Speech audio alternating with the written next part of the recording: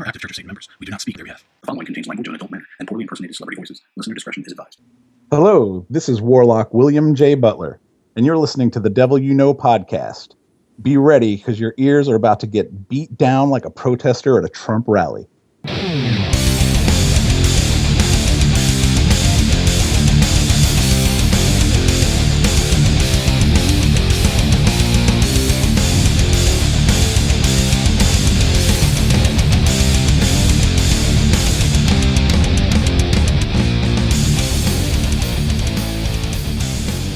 Yankee Rose, bitches. Yeah, that's at the end of the book, dude. Oh, shit. Sorry. Well, hey. We'll put it at the beginning of the show. It was something different. That's right. It was something different, so. Yeah. What's up, everybody? How you doing, Johnny? I'm doing very well. How about you? Doing good, man. Episode 24. We're 24 episodes in. We're going strong. I got my ass back to the gym last night. Getting my ass back in shape. Which means... Really? You know, which you know what that means? It means this morning I needed help out of bed. Of course, yeah. The first 2 weeks are the roughest, man. Actually, the first 27 days, I've counted them. It wasn't as bad as I felt after wiping out on my bike, but... No, that's awesome, man. That's it's good to hear. I love pushing weight. It's addicting. It's very addicting.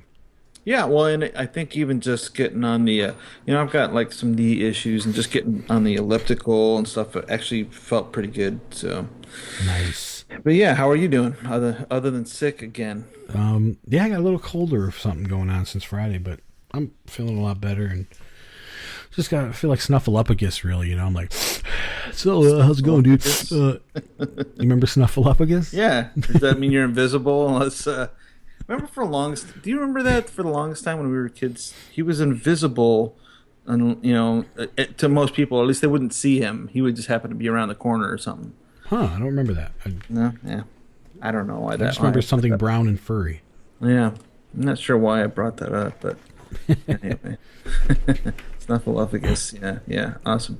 So, last week, you kind of talked a little bit about going to see the Disturbed show. Yeah. And now there's a new story out, and it kind of got me thinking about the issue with cell phones. I'm sure you saw the story already, but... I did. I saw the video, read the article. Yeah, it's lady. She says she's never going to another concert again because she was humiliated on stage, or in front of the... she wasn't on stage, but apparently he called her out for being on her cell phone, for texting during the concert. She says it was some emergency trying to talk to her daughter, and he says no, she was on this thing the whole time. She didn't even want to be there. And not that that's major news. We see this happen. It actually drives me nuts anytime I want to go see a show or something, and there's a sea of cell phones in front of me. It just really pisses me off. Yeah. But I'm sort of impartial to this whole thing. Yet again, I'm partial to it, if you know what that means. I mean, you and I both have been on stage plenty of times doing that stuff. We do enjoy it when people are giving us their undivided attention. Yeah. And it's, but I do relate with David on that point, but it's a little solipsistic of him to assume that everyone's going to go to a show in a way that he would go to a show, or do things the way he expects them to do at his show. It's just strange. So I don't know. I don't find it that solipsistic, only because they paid money and he's on the stage. I mean, I guess you could say it that way because he got paid, so maybe that shouldn't matter. But yeah. I did read where he kind of made a good point that the show sold out. And there was other people who would have appreciated having that ticket and actually watching. I don't know. I guess if you look out and there's one person doing that, whatever. There was probably an ocean of people singing every word. So you might as well, just I guess focus on them. But yeah, at the same time, I can see it. As a performer, these guys are so used to seeing screaming, fans enjoying themselves, worshiping them, throwing a sign of the Cornu up at them, just rocking out and all that stuff. And those aren't the people that you notice. You notice the one person that does not have a smile on their face or looks sad. Yeah, it does stand out to you. And especially, add that to the glow of a cell phone and you can distinctly see. I mean, nowadays it happens everywhere. You pass by somebody driving and they're texting and you can see their eyes looking down, or a movie theater, the cell phone lights up the whole place, and I don't allow that. I get pretty annoyed. Even like, I try to be understanding when it comes to younger people come to the tattoo shop and they want to take a million pictures and stuff, and they want to hold the phone out and get the picture of them getting tattooed and all that stuff. But I mean, there gets to a point where it's like, look, I've had enough. Chill out with it. It's not your whole life. Like, and the same with the concert thing. Like, I don't get that. Why do you want to hold the thing up the whole time instead of just watching it? Because really, think about the amount of times you've taped something on your phone and you never look at it again. I mean, these people recording shows, they're not really watching them later. They're not saving them for that. No. It's kind of a waste, I throw it up on Facebook and say, hey, check this out. This is what I'm seeing. And yeah, I mean, if you like it, you do. If you don't look at it. Well, I mean, take a picture. Take a couple pictures. It'll last longer. But I mean, yeah. But I mean, if you want to remember the event, whatever. But I'm talking about there are people who like they hold up their phone for the entire fucking thing, and then the guy standing behind them can't see what the hell's going on. So yeah. But this is kind of an everyday life thing. I mean, everywhere you go, people walk down the streets and they're staring at their phone, and then these are people on foot. I would see in L.A. all the time, walking into stuff, walking into people, or walking into poles because they're staring at their phone. Like, seriously, like, you can't even walk down the street without staring at it. They're so attached to them. It just seems kind of crazy. I don't know. It does, but at the same time, who's anybody to tell them to do anything different? It's their phone, it's their life, it's their... Well, it depends. If they're driving, I think... Yeah, of course, those are the givens. But this lady is at the show, paid her seat. Yeah. She can fall asleep if she wants. She can masturbate if she wants, or go down on her husband or something, whatever, something fun. But I mean, who's he to really? You know what I'm saying? That's why I'm saying I see both sides of the story. But why? I don't get. Yeah, you're right. You're right. Who is he to tell her what to do and single her out and embarrass her? And who knows what she had to put up with on the way out? He got her money, and so I didn't really get it. I think it's a good publicity stunt. I mean, the flip side of it is there's probably a good chance that she kind of took the brunt of something. I mean, you have to imagine in the way that people are today, that while on tour every night he's seeing people like this. Every night, wherever he goes, even though he's got an ocean of people chanting for him, every crowd he sees somebody who's just playing with their phone the whole time. So it probably just built up. Yeah, it could have been bottling up and then it cracked out through the top of his naked dome. Yeah. And apparently, I guess one of the things that I thought was a dumb reason for him to even bother bringing it up, apparently they just walked out on the stage for their encore. So really, like, he had one or two songs left. He could have just gone. So it was kind of dumb to waste the time. Yeah. With that when it was an encore. Like, at that rate, say something 3 songs in and go, hey, lady, you can do that all night. Not wait till the show's over.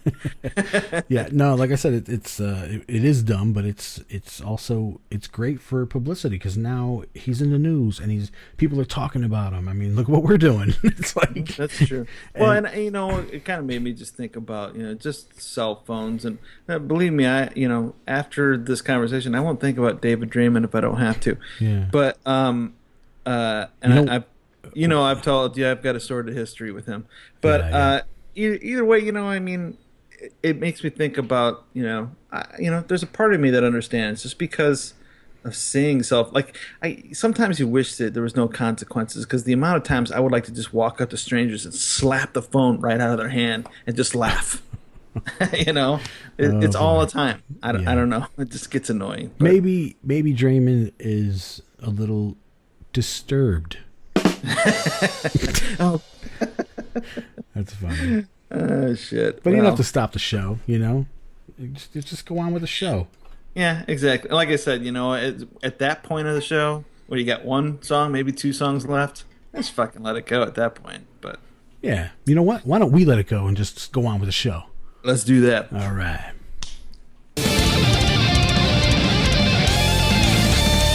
The Law of Gyps.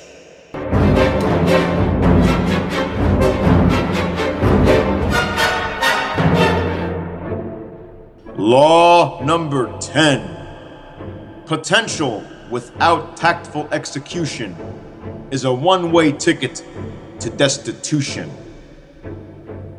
You may have all the talent in the world. You may come from a family with much prestige and privilege. However, if you do nothing to make the most of your talent, develop your skills, use your abilities, or employ your personality to further yourself, you're going to starve financially, mentally, emotionally, and perhaps physically. Life is not a fair game where people are handed things on a silver platter. The world is a cruel, indifferent, amoral universe. You, as an individual, especially if you adopt the title of a Satanist, must go out there using your talents and your potentials to your fullest ability to perform, execute, put out, gain, seize, and run with it. Life is not going to hand you a one-way ticket to keep a roof over your head. You, as a creator or a producer, must make the effort to create and produce. While there's no guarantee for results, while there's no guarantee for instantaneous success or financial independence, it's a hell of a lot better than sitting on your ass, watching the time pass you by, watching your money go out the window, allowing your skills and your natural senses and abilities to rot. To be a starving individual at your own will is not a profound way to go. Do something. Do it now. Hail Satan!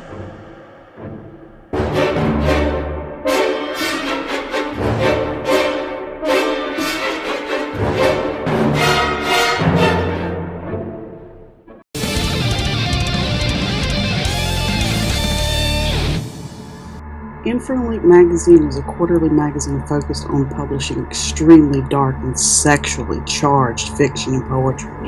In addition to our violently erotic fictional offerings, we have interviews and a regular music column written by Dave, the Dave of Lipscomb, that explore and expose the reader to artists and acts of a diabolically sinful nature. This magazine is not for the faint of heart or prudish. The current and all back issues of Infernal Ink magazine may be found through Amazon Kindle or in print or PDF to Lulu.com. For more information about Infernal Ink, as well as Hydra M Star and Dave Lipscomb's other publications, can be found through HydraMStar.com, Facebook.com, Infernal Ink magazine, or the Babel's Gallery on Facebook.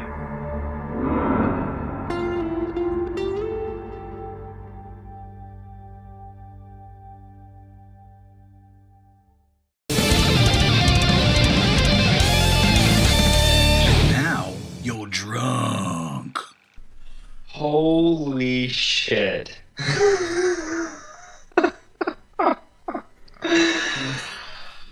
I was thinking about it. I'm like, what the fuck am I gonna rant about? And you know what I want to rant about? What? I want to rant about naked fucking children. Naked children. Wait, naked? We're not that kind of show, man. I want to rant about people that have a fucking problem with children being naked and nudity as a whole. Because think about it. Back in the fucking... Talking about NAMBLA?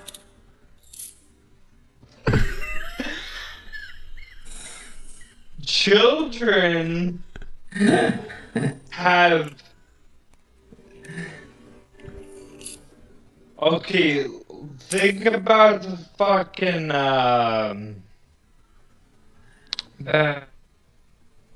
Look, back hold to the on day one of the second. Super Bowl when You're not Janet... allowed to say the word fucking and children in the same sentence. Okay, fine. Please continue.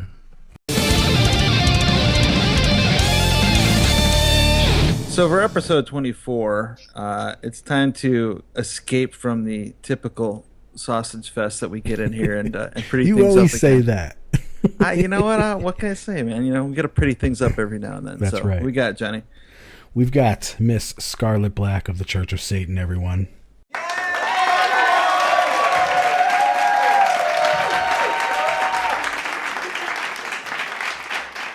How you doing?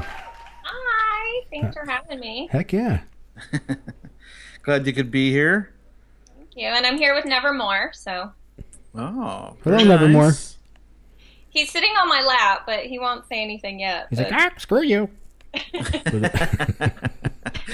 He's so cool. I watch the videos of him on Facebook that you post, and like he's turning on the light, turning it off, you know, costing you a huge electric bill. It's awesome. Yeah, he's not afraid to expend any energy or any expense. So it's an adventure living with a raven. Yeah. I'll bet, yeah. But yeah, I do post a lot of pictures of him. Well, how long has Nevermore been with you? In June, it will be 6 years. I got him at 6 months old, or 6 weeks old. And 666? Sorry. Yeah. Yeah. So his 6th birthday is coming up on May 7th. So Awesome. Wow, that's crazy. Now, just out of curiosity, I mean, what's a lifespan for a raven? in captivity, it's up to 40 years. So wow, really? He may outlive you. Yeah. It's a possibility. So it's a little bit of a daunting task to take care of one of these guys, but it's an adventure for sure. Yeah. Wow, that's so awesome. Yeah, it's really cool. Very cool. Because I have like dogs and cats and stuff, or a cat. Yeah, but, right. you know, it's like they're not going to live that long, and it's like, you know, you got to get new ones. But you got like a lengthy one. You know, that was cold. Just being real, but it's sad when they go. But yeah, he's going to be around for a while. Yeah, for a long time. I had a dog when I was younger, and it was just heartbreaking when she died. So we're not risking that too much with this guy. So that's why I stick with tortoises. Oh, there you go. Yeah, those guys live like hundreds. I'm 150 years old, dude. Yeah, it gets passed down like an heirloom. That's where Dorian got his voice from. He's like, all right, dude. All right. But so is he feisty? What's he like on a daily basis? He is a ball of energy, and he has a huge personality. So he, you know, I mean, my motto is kind of do what you want, and he definitely does that. He has a cage, but I only put him in it when he's when I'm not here, when I'm not home. But when I'm home, he's out and about, and he rules the roost. He flies around and does what he wants to do, and gets into all kinds of trouble. And okay, so he flies then. Oh yeah, he flies. Okay, because I've had friends with birds, and they ended up clipping wings so they wouldn't fly around. I thought that was pretty cruel, but I was like, okay. But yeah, people do that, but no, I've always let him fly around. He flies on top of the kitchen cabinets and makes circles in the living room, and no, he pretty much has total build sophisticated ladders. Yeah, definitely. But do you have to worry about him getting outside? No, he's kind of a scaredy cat. So when I lived in San Francisco, I used to let the windows open, and he never went out them. He's just too scared to go without me anywhere. So we I've taken him outside, but I keep him on his leash, just for safety. But really, he never wants to get off me. He's a total urban bird. He doesn't like. Can you blame him? Anything. Oh, she caught that. Yeah, I caught it. But well, let's obviously we'll get more into that as we go through the timeline here. But let's learn a little bit more about you. Okay. We of course know you in one way as a model for Old Nick. Yeah. And of course, we've had Bob Johnson on the show, and other people, of course, affiliated. How did you become affiliated with Old Nick? I just started, like I do, during a Google search, going, what are some magazines I can send some photos to that I like that would maybe publish me? And somehow, I don't remember exactly what I Googled, but somehow I found Old Nick. And so I, in this industry, it's very typical to send out a lot of requests and never hear anything back. So I didn't think too much of it, but I was like, yeah, this magazine's really cool. I really like it. I think I have a good chance. So I just sent an email in and said, hey, here's some sample pictures and here's a little, bit about me, and, just hope to hear back. And I think it was like the next day or something, he wrote back and was like, oh, you fit right in. Of course, we'll have you. And so it was super exciting. And wow. So I have a photographer here in Austin that I really like. His name's Andrew Stevens, and he does really great work. And so I contacted Andrew and I said, hey, you want to do the shoot with me for this magazine? And he was all into it. And so, so we shot that, the first set of like the Snow Queen and sent it in. And I'm really happy with those photos. I thought it turned out great. And so that just started a really good relationship with the magazine. And it's just been great. Very cool. Awesome. So, were you a member at the time? I had, I think I was officially, I think I had sent in my application, and then I got like my certificate back like after the photos were published. All right, cool. So it all kind of happened around the same time. All right, very cool. So then, were you doing modeling for other publications besides Old Nick? Yeah, I've been in a few of them, mostly like pinup stuff, but I'm kind of picky of what I like. Yeah. So, mostly it was just like for artistic reasons. I would do photos and, I started modeling when I was 14. I did like runway shows and just various little jobs here and there. And then the older I got, the more kind of artsy I got about it, and said, well, I don't want to just be a model where I'm selling someone else's clothes or doing something like that. Like, here's really what I'm trying to communicate, and like do it in an artsy way that I feel proud of. And so, trying to find the outlet for that. So it's all kind of evolved. Which is a good way to do it to, I guess, maintain your own happiness. Because a lot of people out there, when they get into something like modeling, it's pretty much like, here's what you're offered, and you take it or you starve, So right. It definitely seems like a better way to go to say, this is what I want to do, and I'm going to do that. Yeah.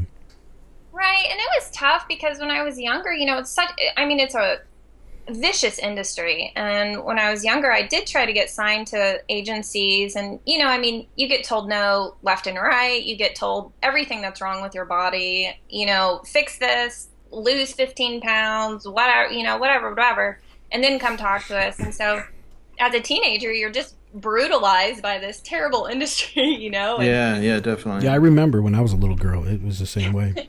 Yeah, see, it's terrible. Well, and my daughter, one of my daughters was into acting, and that kind of occasionally would include an audition for that. And there, I kind of felt like, and maybe it's where you're at or whatever, but it seemed like they're a little bit better with, kids that are like 14, 15 years old than maybe they used to be, from the stories I hear from people. But they seem like they were decent about it, but you could tell they were kind of saying, you need to be a little skinnier or this or that. Yeah, and it's learning how to deal with that, because so often, like, your friends are gonna build you up and say, oh no, you're perfect, you don't need to change, blah blah blah blah. And so it's like, this is an industry based on a very physical body, and they have to say those things. And they're not, I've never had anybody be rude about it, but it's just it's something you have to learn. It's like, okay, you're learning how to deal with rejection, you're learning, like, to not really take it personally, like, okay, well, this job requires someone that doesn't look like me. And, to not, like, internalize that and go, oh, well, I'm bad or I'm ugly or whatever.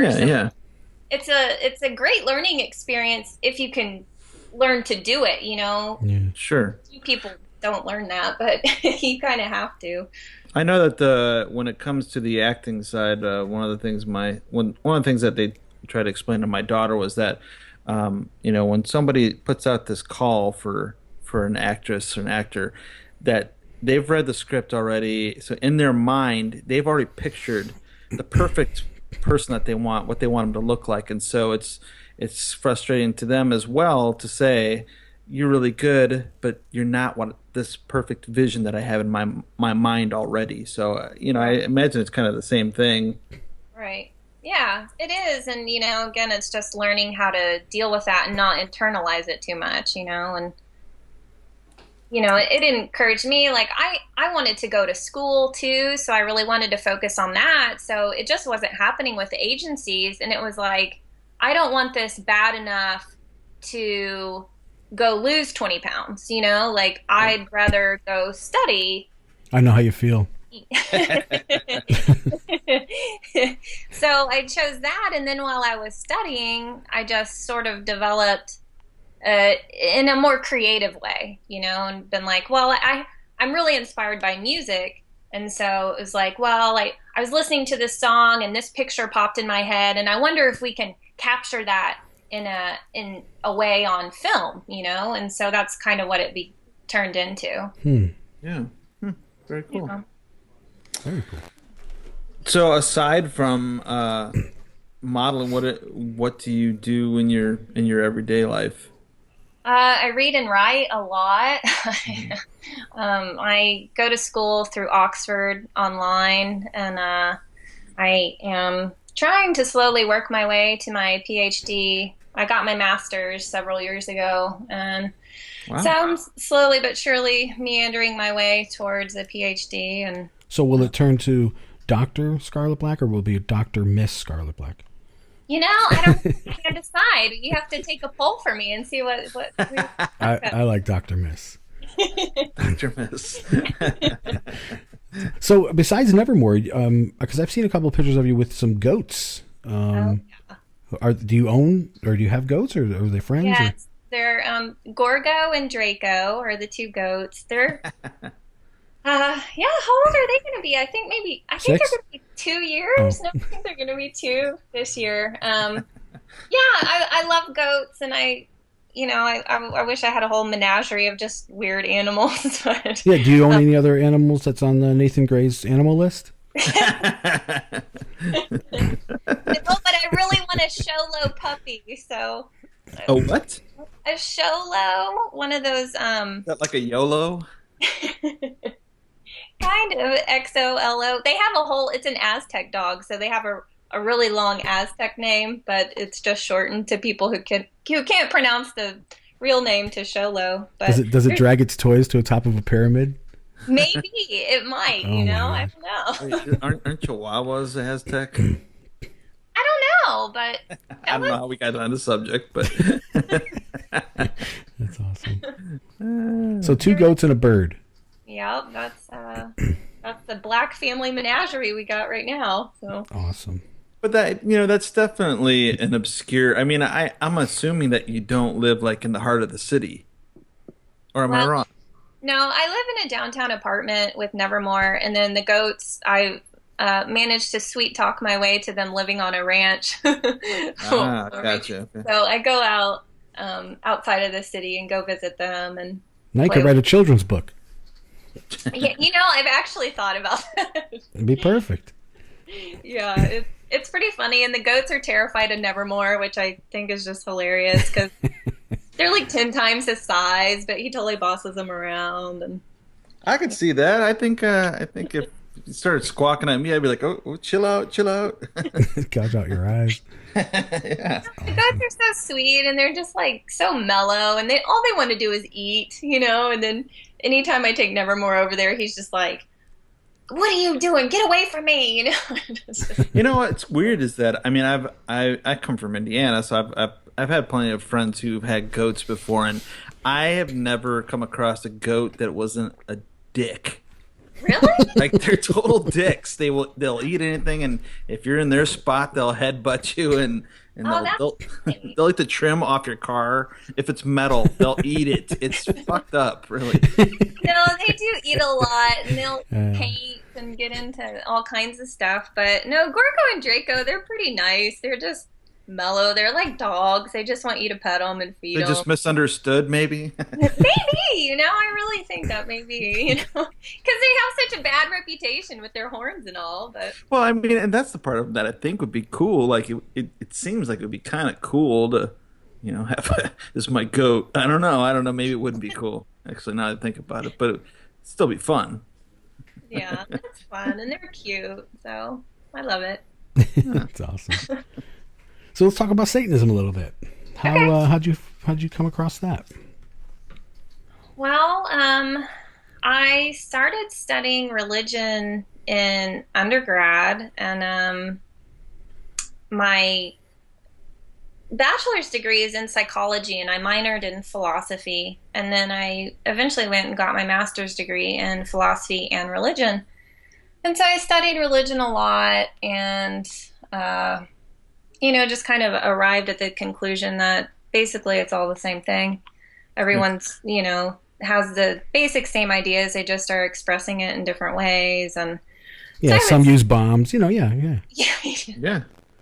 It does lead to terrible things at times. But, I just decided that I was atheist. I just didn't believe in any of it, but I'm fascinated by ritual. Yeah. And, the Catholicism, the aesthetics of it. The I found ceremony. it so fascinating. Yeah. And so I love to study it, So after I got my master's degree, I met someone who had the Satanic Bible. And it's really interesting because talking to him, I never read it. And it was so weird that I never read it. Right. I should be attracted to this. Like, I was a goth kid, and I right. religions, and why am I not reading this book? But I had totally forgotten that. And so then, I don't know, 6 years later or something, I was really trying to explore my own spirituality, and I couldn't find anything. I sort of played around with paganism a little bit. And I liked the nature cycles of it, right. but I didn't really like the whole, we have to be totally good all the time. And we're bound by all these laws to not cause any harm. And I just found that a little, I don't even know. Hypocritical? Kind of childish. Just it's very white light. I didn't really connect with that, and so it didn't really go anywhere for me. So then I just, I was trying different things, and I have a Cherokee on my mom's side, and so I kind of was exploring, Native American religions. I actually went through a naming ceremony and did that, and was interested in voodoo and stuff. Well, anyway, it just kind of progressed, and somehow, again, through a Google search, came across Satanism. And so I just started reading about it, and I'm like, hey, this sounds really cool. And so I ordered the Satanic Bible, and it was amazing to read it. Oh, that was Nevermore. Oh. Did he sneeze? What the hell was that? He said it's okay. Oh. Did he read it? Did Nevermore read it? It's okay. I read to him out loud, and he loves it. So it's pithy. He has read a lot, yes. Huh. That's cool. Yeah, so I read the Satanic Bible, and I was kind of floored by it because, I was older reading it. I wasn't reading it as a teenager. Yeah. And, I've accomplished a lot and been through a lot and came to a lot, conclusions in my life based on experience and stuff. So I was floored by this book because it was like, well, this is how I've lived for so long. And these are ideas I have too. And what do you mean there's people out there who agree with this? Like, what? Because my whole life I've always kind of been fighting against everything else, It just, my family was very conservative, and so I was always in this battle. And so it was fascinating to me to read this book that actually I agreed with, and so I instantly then read the Satanic Witch, and after I read that, I sat with it a few months, but I was like, I need to apply. Like, I need to be more involved with this. But I was like, no, just sit with it, see if it really makes sense. And sat with it for a few months, and then, turned in my applications and got in the active membership. And, it was amazing. It just happened very fast once I read it. Awesome. I think a lot of us have that kind of similar reaction, especially if we've had any kind of interaction with other religions in the past, is that when you come across it and you read it, you're just like, wow, this really makes sense. But just to be sure this time, I'm going to set it on the shelf for a little while and see if it still resonates in a couple months. And, that a lot of people, I was the same way. I actually think I shelved it for almost a year before I said, and so far nothing's kind of comparing to this. So yeah, I think that's a smart thing to do, sitting back, analyzing all your options before you really go for it. Question all things, yeah. Right, yeah. Very cool. So now, as far as your upbringing and family life, like, do they know? Do your parents know that you're involved with that? I don't know. I've never explicitly told them, but obviously I'm online, so it really wouldn't be that hard to figure out. I always say that, yeah. So I don't really know. I don't really care, but they've never really talked to me about it, so I don't know. But I've done things that my family doesn't necessarily agree with for a long time, so I think they would just kind of chalk it up to like, oh, Scarlett, well, whatever, you're the weird one, because I was always the vegan who wears black and, does dancing, and, they're very conservative, and they're not like that, so it's... Is that a religious family that you grew up in, or...? Yeah, I grew up in a big family. I'm the youngest of 5 kids, and we grew up Southern Baptist in the middle of Texas. Oh yeah. Oh boy. It was an experience, yeah. So, and then when I became like 12, I started kind of questioning things, and they didn't know what to do with that, and I just started going, why aren't we exploring other religions, or why are we doing things this way? And, they're like, oh God, please keep your mouth shut. I was a natural born philosopher. I was questioning everything. I just wanted knowledge. I wanted to know. And how about friends when you're growing up, or when you finally read the Satanic Bible and associated with it, when they found out, did they treat you differently or anything like that? Not really. I assume you're probably more involved with more of like a goth kind of people anyway, right? Yeah, I was a goth kid, I went to a lot of goth clubs and wore a lot of fishnets in my day, so some people think it's super cool. Me too. Oh yeah. We should compare. You don't want to see that. He's got a leather kilt. It's awesome. Oh, nice. I'm wearing it right now. Oh, nice. I wish my video was on, huh? No, you don't. So I got a question. Does he understand the concept of what we're doing, or does he think you're just sitting there talking to yourself? Well, I Skype with him when I'm out of town, so okay. He does know, That's so cool. it's a communication object. He's just sitting here very quietly, kind of Do looking you up. always call him, or they have to call you? His It takes him forever to text. his sitter comes over, and so they'll either call me or I'll call him. And yeah, he'll sit and look at the computer, and it's pretty funny. He knows it's me, so yeah. That's awesome. They're brilliant little creatures, so. Yeah. So now you know that the 10th anniversary of Old Nick is coming up here. So Oh. Will we be seeing you there? Gonna have any involvement with the 10th anniversary issue? Oh, just a little bit. I'm just gonna write a little congratulatory statement, but that's about it. Really, they see so much of me. They're probably tired of me by now. Yeah, I don't think the subscribers are. So. Well, because last year in DC, I mean, when that was a really great presentation that you helped put on. Thank you for that, by the way. Yeah, that was a ton of fun. I was so honored that Mr. Johnson asked me to do that. Yeah. It was such an honor to perform for everyone, and I'm just, I think it was well received, and so I'm so happy to. Oh yeah, it was at our table. Yeah. Oh, thank you. No, that was great. Now, are you going to be involved with? Well, I guess we can't really. We're not allowed to say. Are we going to see you soon?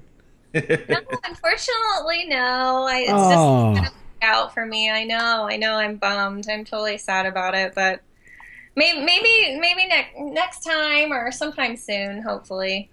You never know with these things. Could be another 10 years or so. I know, but there's got to be something. We'll do something for sure. Yeah. Awesome. I have some projects up my sleeve, so I have 2 more articles to write for Old Nick about the 7 deadly sins and those, and I'm thinking of starting some like video projects myself. Again, I don't really find a lot of my visions I have. I just don't really find it, so I need to create it. So John's getting into video production now. Yeah. Oh, nice. Yeah, we're gonna start a film production company, so we're getting there. We should totally do something. Acquiring our equipment, getting everything, ducks in a row or ravens in a row, whatever. Yeah. See? Yeah. That's cool. Yeah, that's awesome. Yeah, I have like, again, I'm so inspired by music. So when I hear certain tones or certain songs, I just get these visions in my head, and so I want to bring that out of my head to the, bring it out into the world. And I have little things at my garter belt to do. So, well. Oh snap! Can you put the video back on? No, I'm kidding. I'm not kidding though. But yeah. So Nevermore, does he have anything to say? I don't know. He said that it's okay a minute ago, but what else does he say? He says hop up, and he says what, which is pretty funny, and he can gobble like a turkey. Gobble, gobble, gobble, gobble. Gobble, gobble, gobble, gobble. He's kind of shy. Yeah. It might be Dorian's profile pic that's scaring him. Look at that thing. Did he peck it yet? Is he pecking at it? No, he's just sitting here. It's awesome. Very cool. He's like, let's see the kilt. But awesome. Well, Scarlett, before you go, we asked this question of all our guests. What does Satan mean to you? Personal power. Really, that's the basic of it. Obviously, I think it's an archetype that we use that represents a lot of things that we just don't see in the world that aren't, like the darker, the shadow side of things that aren't really all that prevalent in the world. But I really think, to me, it's just personal power. And that's like reading the Satanic Bible just brought a lot of power into my being, saying like, I have the ultimate control over everything. So why am I not using it? So. Very cool. Awesome. Very cool. Say it, John. Go ahead. Say it. No, I stopped like episodes ago. I'm not saying it anymore. Yes, I did. Good answer. It's like the ninth best answer, actually. Oh, yeah. Darn it.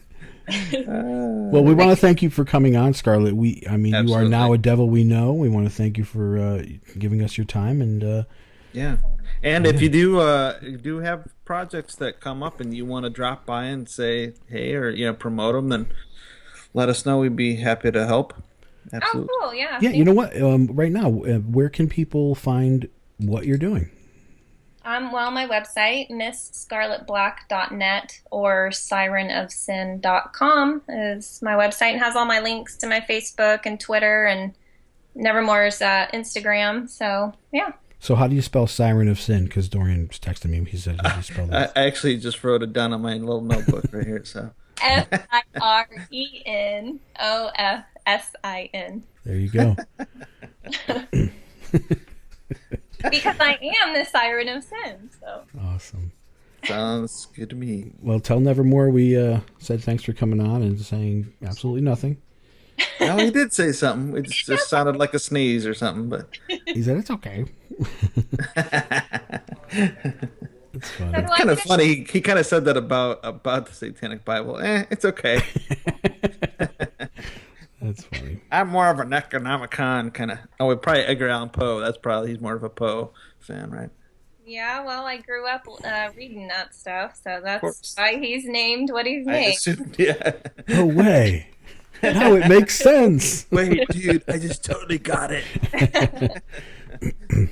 Every once in a while, I meet someone who isn't familiar with the name or the poem, and that just is flabbergasting to me. So then I have to explain it. But well, that's when you know the people not to hang out with. No, you're right.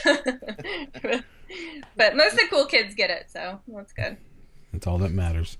Yeah. All right, Scarlett. Until next time, hail Satan. Hail Satan. Thank you for listening to another episode of The Devil You Know podcast. This was episode 24.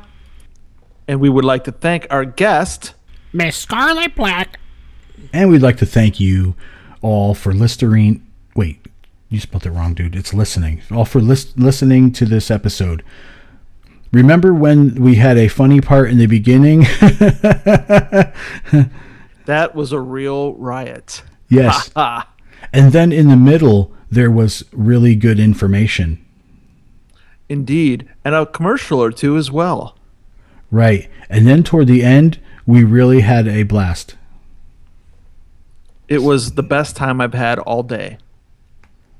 Thank you once again. And hail Satan. Hail Satan.